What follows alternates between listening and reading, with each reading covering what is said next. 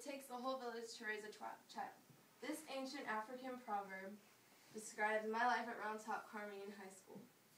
Before I continue, I'd like to list the sources I used in this speech.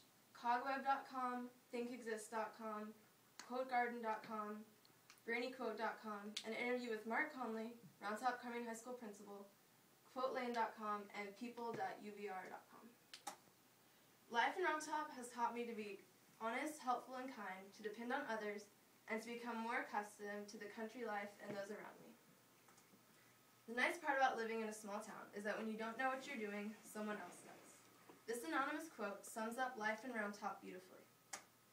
I've lived in Round Top, Texas my entire life. With a population of 77, this town gives the meaning to the phrase small town. Round Top lives up to the small town cliche. Everyone is in each other's business at all times. I learned at an early age to go out of your way to help someone in need. More than once, I was sent to mow an elderly neighbor's yard, catch escaped cows, or clean shelves at the local library. When a member of the community's house burned down, everyone gathered together to help, supplied food, clothing, or shelter if it was needed.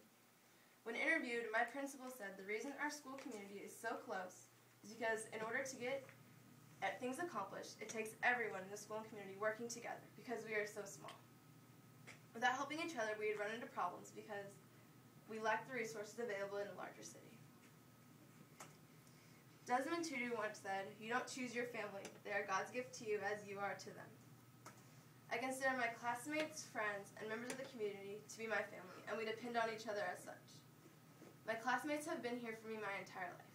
I'm graduating in a class of 12.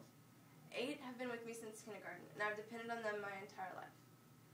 Round Top Carmine is a small high school. Students at school have learned to depend on each other and help out. For example, smart kids are sought out for tutoring, and the homemaking class has the ability to make cupcakes for the entire school.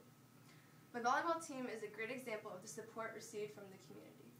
When we made the playoffs, our locker room never went undecorated and was always full of baked goods from any member of the community. Esther Williams said, "Traveling beyond my small-town existence gave me a hint of the exciting world outside my own home."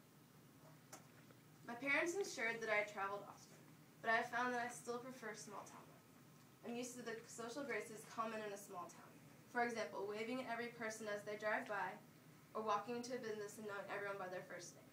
Therefore, meeting new people for me and speaking in public is kind of awkward. Although my family travels to New York annually, and I've been to Paris on several occasions, I find city life hectic and unfriendly.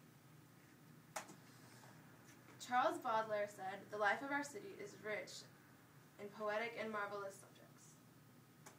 In short, because of my small-town upbringing, I'm considerate, kind, and helpful. I depend on those I know I can count on, and I'm a relatively shy person. The size of my tiny hometown and school has taught me to depend upon those you are close to. By treating others with kindness and being helpful and respectful, they will rely on you as well. Though it has made me a more timid person, I appreciate my small-town upbringing.